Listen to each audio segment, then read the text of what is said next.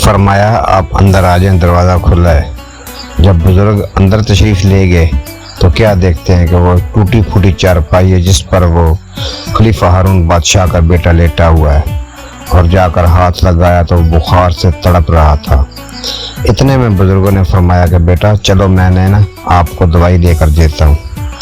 تو خلیفہ ہارون بادشاہ کا بیٹا بولنے لگا، نہیں اب میرا آخری وقت آ گیا ہے، کل میں فلاں ٹائم پر وفات پا جاؤں گا، تو آپ نے ایسا کرنا ہے کہ یہ دو باتیں میری اگر آپ سن لیں تو۔ انہوں نے فرمایا حکم کریں۔ ایک تو انہوں نے فرمایا کہ یہ انگوٹھی یہ خلیفہ ہارون بادشاہ کو دینی ہے، دوسرا فرمایا یہ 3 درہم آپ لے لیں، کل میں اس ٹائم پر وفات پا جاؤں گا، آپ نے آ کر یہ 3 درہم کا میرا قبر کے حساب اور کفن اور نلائی دلائی جنازہ وغیرہ یہ معاملات 3 درہم میں آپ نے کرنے ہیں، اور یہ انگوٹھی آپ نے خلیفہ ہارون بادشاہ کو دینی ہے۔ تو وہاں بزرگ فرمانے لگے کہ خلیفہ ہارون بادشاہ ایک بہت بڑا سلطنت کا مالک، گاڑی بنگلہ بینک بیلنس، اور تم ایک فقیر، یہ تمہارا آپس میں رشتہ کیا ہے؟ تو انہوں نے فرمایا کہ میں نے آپ سے پہلے بھی یہ سوال کیا ہے، آپ کو بتایا ہے کہ شرط ہے میری کہ آپ کوئی بھی سوال کریں میں اس سوال کا جواب دینے کا پابند نہیں ہوں گا، لہذا آپ یہ میرے 2 کام کر دیں۔ ٹھیک ہے۔ بزرگ لے کر 3 درہم اور وہ انگوٹھی واپس چلے گئے گھر میں۔ جب دوسرے دن جو خلیفہ ہارون بادشاہ کا بیٹا ٹائم دیتا ہے کہ اس ٹائم کو میں نے وفات پا جانا، اس ٹائم پر آتے ہیں، کیا دیکھتے ہیں کہ بچہ جو ہے وفات پا چکا ہے، ان کی روح جو ہے انسی پرواز کر گئی ہے۔ تو انہوں نے نہلایا دھلایا، کفن تیار کیا، کفن پہنایا، جنازہ پڑھایا، قبر میں اتار کر چلے گئے۔ جو بچے نے کہا تھا کہ آپ نے یہ انگوٹھی دینی ہے فلاں جگہ پر پہنچ گئے، کیا دیکھتے ہیں کہ خلیفہ ہارون بادشاہ آ رہے ہیں۔ انہوں نے فرمایا خلیفہ ہارون بادشاہ میری بات سنیں۔ خلیفہ ہارون بادشاہ کوئی نہ رکیا۔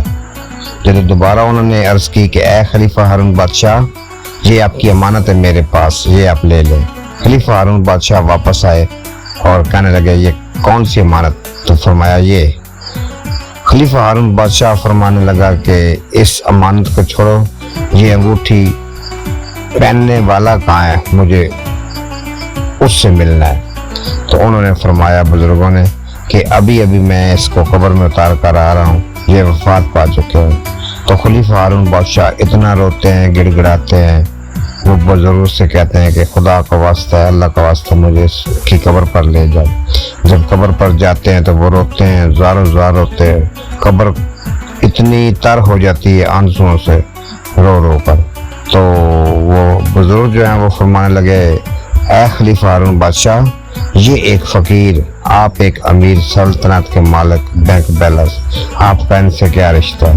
تو انہوں نے فرمایا میں بد نصیب باپ ہوں اس بیٹے کا، یہ میرا بیٹا ہے جس کو میں نے گھر سے نکال دیا تھا، اور جانے کے بعد مجھے پتا چلا کہ یہ کتنی ہستی کے مالک ہے، یہ بزرگ ہے، یہ اللہ لوگ ہے، اللہ ولی لوگ ہے، یہ بہت بڑی ہستی کے مالک ہے، مجھے اس کے جانے کے بعد پتا چلا۔ تو پیارے پیارے میٹھے میٹھے اسلامی بھائیوں، ہمیں اس میں کون سا سبق ملا ہے؟ ہمیں اس میں سبق یہ ملا ہے کہ وہ انگوٹھی جو خلیفہ ہارون بادشاہ کے بیٹے نے پہنی تھی، اگر وہ چاہتے تو استعمال کر سکتے تھے، لیکن انہوں نے استعمال نہیں کی، انہوں نے واپس دینے کا فیصلہ کیا۔ اس کو کہتے ہیں امانت داری، مخلص امانت داری یعنی کہ انصاف پسند۔ اور دوسرا انہوں نے پیسے کمائی مگر نہیں یعنی کہ بھجے، اور میں کمائی کر لوں، میں پیسے جوڑ لوں۔ ایک دن انہوں نے کمایا 3 درہم، انہوں نے ہفتہ پورا بیٹھ کر کھایا۔ اسی لیے یعنی کہ اس بیان کا موضوع یہی ہے کہ ہم نے آگے کی تیاری کیا کی ہوئی ہے، ہم نے آگے جانا ہے میٹھے میٹھے اسلامی بھائیوں۔ ایسا نہ ہو کہ ہم ادھر کی رہ جائیں، نہ آگے کے رہیں نہ ادھر کے رہیں۔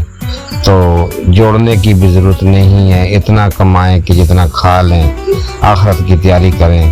ہمیں یہاں پکا نہیں رہنا، ہمارا ٹھکانہ آگے ہے جو مین پکا ٹھکانہ ہے۔ تو اللہ تعالیٰ کی بارگاہ میں دعا ہے کہ ہمیں اور آپ کو اس پر عمل کرنے کی توفیق عطا فرمائے۔ اللہ تعالیٰ سن پریشانیاں، مشکلات، مصیبتیں تو دور فرمائے۔ جزاک اللہ خیرا۔ آمین بجاہ النبی الامین صلی اللہ تعالیٰ علیہ وآلہ وسلم۔